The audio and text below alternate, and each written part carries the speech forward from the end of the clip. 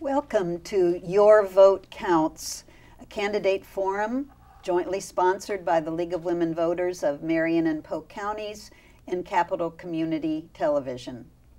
My name is Bea Epperson, and I'm a member of the League of Women Voters.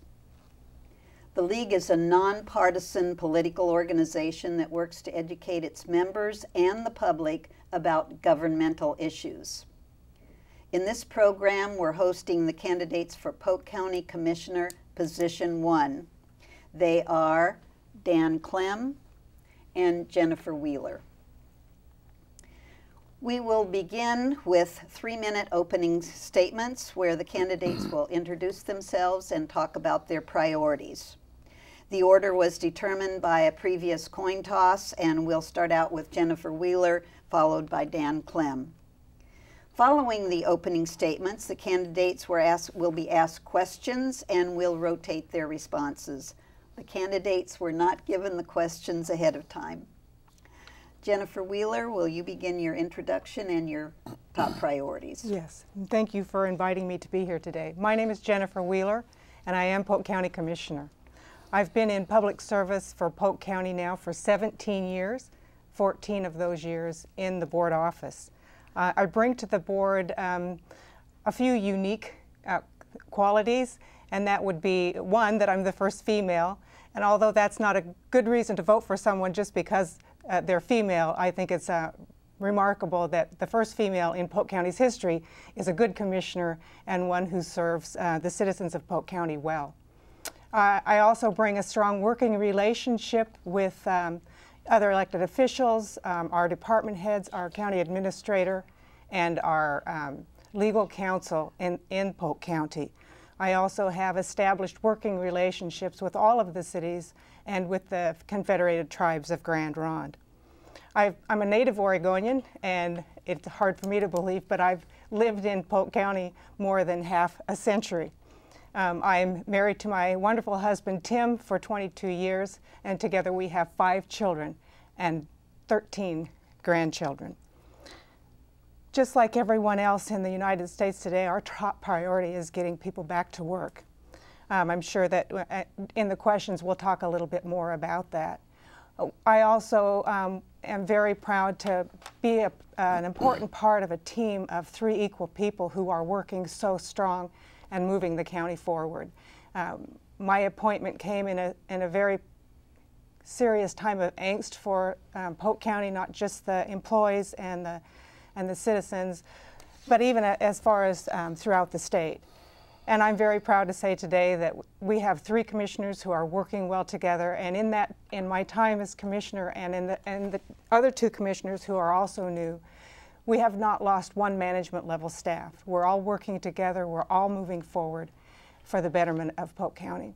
I thank you very much. Dan Clem, will you begin your introduction and your top priorities? Thank you very much, Bea, and thank you, CCTV. I love Polk County. I'm Dan Clem, and I'm running for County Commissioner. A little bit about me. I'm married with 5 children, raised in West Salem, grandpa to 10 grandkids. Served in the military for years. Lots of times those assignments were here in Salem, and worked as an engineer officer building and prioritizing our efforts towards helping youth in our community. I was project officer on the Marion Park skateboard facility and a number of improvements to schools. I've been the representative on Salem City Council for West Salem for the last 9.5 years, really learning a lot about urban issues, and as well serving Polk County in a number of areas. Co-chair of the Community Transit Task Force, led the efforts to keep kids alive, support the school bond measures. In Polk County, we really take care of each other, and I've worked with previous county commissioners to keep kids safe walking to school by building paths using joint funding sources, supporting programs that really provided greater social services for families and youth. I'm excited about the opportunities in Polk County. I know I can work well with the county commissioners, Commissioners Ainsworth and Commissioner Pope, in continuing to advance some projects that have been stalled in the last number of years. The county faces tremendous challenges with the organization, the restructure of health services, as well as getting people back to work again, but also keeping families in their homes. We have a record number of foreclosures, and we have a record number of people who leave the area every day to go to work. We need to reestablish and promote Polk County, the agricultural base, the winemaking industry, and also to make continued highway improvements to the trail and pedestrian systems, as we've been doing here in Salem, and particularly in West Salem with the redevelopments on Edgewater, increasing the property values to better fund the government services, not increasing the tax rate, as such has been mentioned in the race so far. We county commissioners are an important link for the quality of life and for connecting the governments and businesses to create jobs, get families working again, keeping them in their homes. I'm ready to assume that role for all of Polk County, and I can make the hard decisions and still keep Polk County moving forward. The future of our health care, a balanced budget, and access for Polk people and products to get to Interstate 5 so that more trade and economic development can occur depends on hiring someone who can get results and restore the relationships we've enjoyed in the past in Polk County. With that, I'm Dan Clem. I thank you for this, and I'm ask for your vote for Polk County Commissioner. Okay, we'll begin with questions now, and for our first question, we'll start with Dan and then go to Jennifer. If elected, what funding issues would you put first on your docket, and what would you do about them? The funding issues involving the continued reliance on federal timber tax revenues, there have got to be alternatives to that looked at in the county's revenue structure as well as in its overall budget. My concern is that also that if we continue to rely on those revenues without a greater support from greater involvement with the business community, that we will never be able to raise the kind of property taxes that we need to fund. Health services, we're not clear yet on where that's going, but that would be a top issue in terms of funding for Polk County. As well, I believe that our promotion of Polk County in terms of agricultural and the wine industry are areas that we need to spend a lot more time in. The cities have fantastic urban development plans designed to increase property values. We really need to get behind those plans. Instead of looking them as a frozen tax base, we need to look at them positively. West Salem's urban developments that have occurred on Edgewater have returned more than $1 million to Polk County's coffers in the last 5 years. Each city has got those types of plans. It needs the support of the Polk County Commissioners for the jobs to be created where the jobs were intended to be created in the cities, and while still continuing to support our farms and our vineyards. Jennifer, if elected, what funding issues would you put first on your docket, and what would you do about them? Well, first off, I'd like to say that we have known about the timber payments, the loss of revenues for some years, and we've been planning for that. We have looked for efficiencies. We have the lowest FTE to population rate in Oregon, and yet we are still able to provide services. For example, we have a human resources director who also acts as the manager for our custodial and our grounds maintenance. We have a county counsel who acts as the law librarian and our risk manager. So we've combined services and we've looked for efficiencies, and we've helped with that. As far as urban renewal districts, Dan's almost right in what he says about urban renewal districts, but the facts are the county loses approximately $150,000 a year in tax revenue from urban renewal districts, and because we are able to tax only on that frozen level of taxes. Any increase in property assessment goes to those urban renewal districts, which goes back to the districts. And in fact, this year we've lost $72,000 that we would have received in taxes for the county to the City of Salem Urban Renewal District. So although those urban renewal districts do add money back into the county and is good for the region, as far as taxes, the only person or the only entity that benefits from those taxes is the urban renewal district itself until it closes out. All right. Going to question 2, we'll start with Jennifer and then Dan. Now, the next question assumes that Polk County already has a plan in place. So when you're answering the question, assume that the plan is already in place. What are additional steps you believe necessary to ensure Polk County's readiness for natural disasters like earthquakes, possible hillslides, bridge destruction, and floods? Well, there is a plan in place. I sit on the emergency management team. I'm in the liaison for emergency management for the county. We have monthly meetings with all of the key players in law enforcement and fire districts. We have the National Guard represented there. We have citizen response teams. We know where we'll go in emergencies. We can't tell exactly location each time because we don't know what the natural disaster is going to be. If it's an earthquake and we have roads that are damaged, depending on where those roads are, we might have an emergency center set up at the fairgrounds. We might have an emergency center set up at the jail. The jail is certainly equipped for that. Polk County has one of the best emergency managers, I think, in the state of Oregon, in Dean Bender. He's very good at what he does. He's very good at going after grant funding and making sure that our communication system and the services that we need are available in time of need.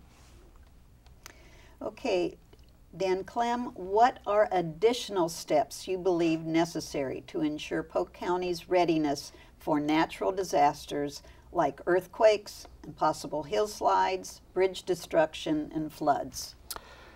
Thank you, Bee. I have some experience with emergency ops while in the National Guard. I worked in the Operations Center, and the counties are really the center point for responses for emergencies. We've experienced that certainly here in the Northwest with floods this last year, and we've experienced that here on a regional basis with regard to the bridge and a number of hillslides here in the Salem area. I do believe additionally that what needs to happen is that Polk County can do a much more coordination with its schools and its airports. Those tend to be two, other than its West Valley Hospital and the medical clinics. I believe that a better connection and how those airports and schools are used in times of emergency. They are facilities that can handle a number of people, equipment, fuel, medical supplies, the types of things that need to be brought out to the citizens. I agree that Polk County is well managed in terms of emergency response, but having lived and worked through several of emergencies, I'm very concerned that additional things could be done in terms of coordination with schools and airports, independent state airport, but also with the transportation companies, the construction companies, the gravel companies, of which I am employed in right now, and also with the communications network. The counties are all struggling to transfer their communication systems to the new system, and I think that'll be key for Polk County in the future for emergency response. Thank you. Question 3, and Dan will go first, followed by Jennifer. And there wouldn't be a forum without a bridge question, so here's your bridge question again. Okay. Backups on the bridge connecting downtown Salem and West Salem continue to be a problem for citizens. If funding for a new bridge is not realistic right now, what solutions are you ready to implement now, if elected? Sure, thank you, Bee.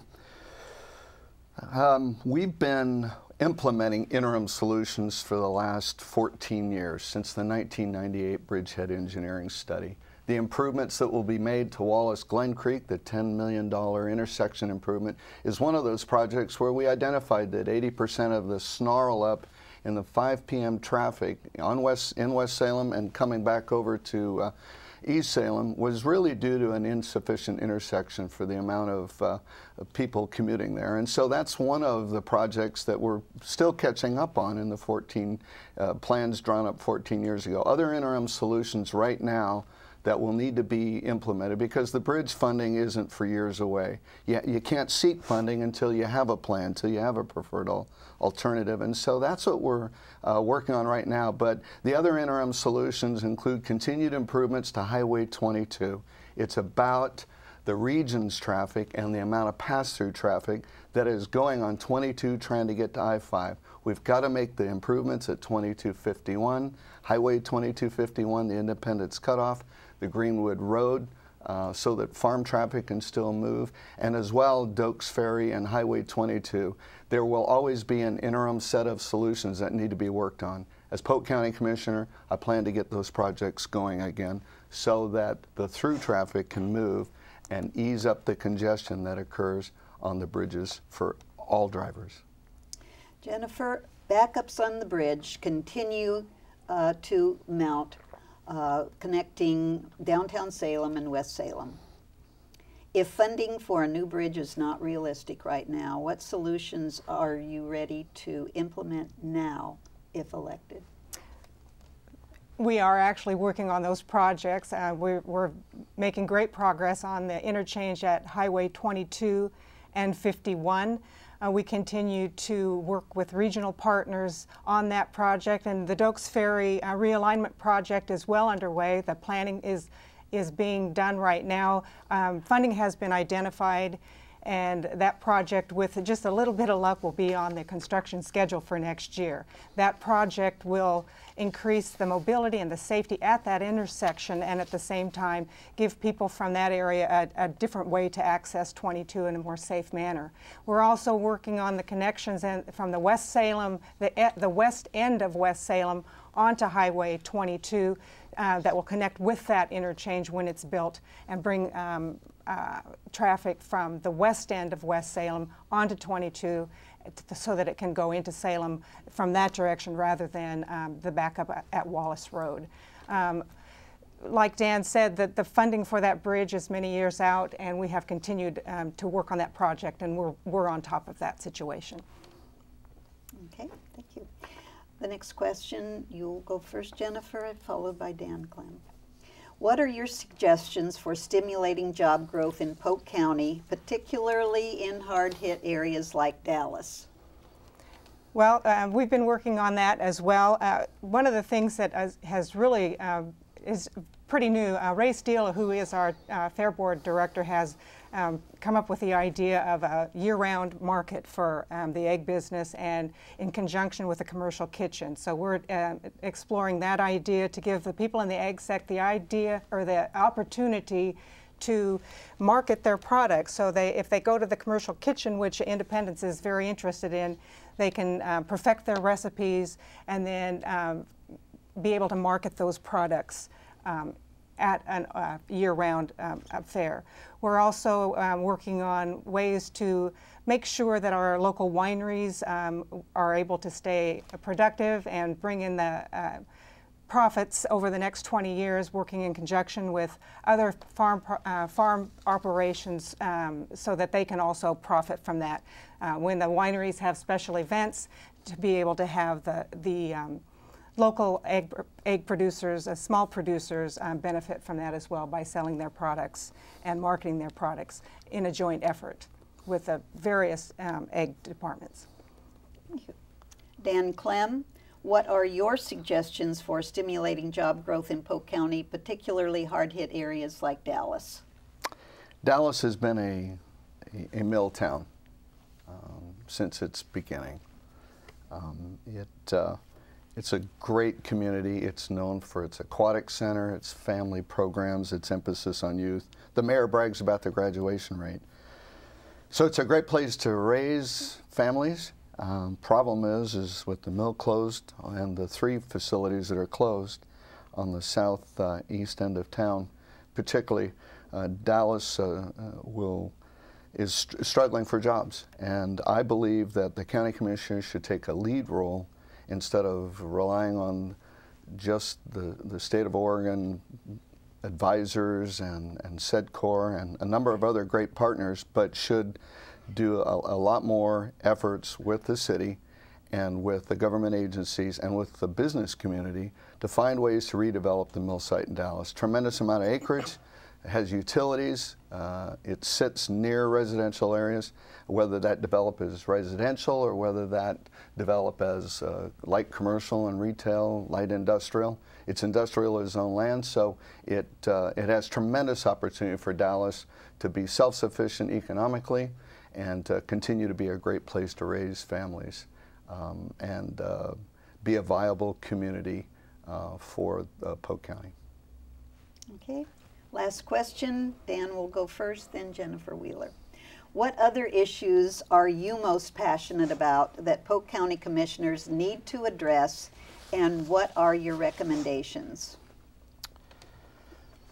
I have a long list, but I'll try to keep it short. Here you go.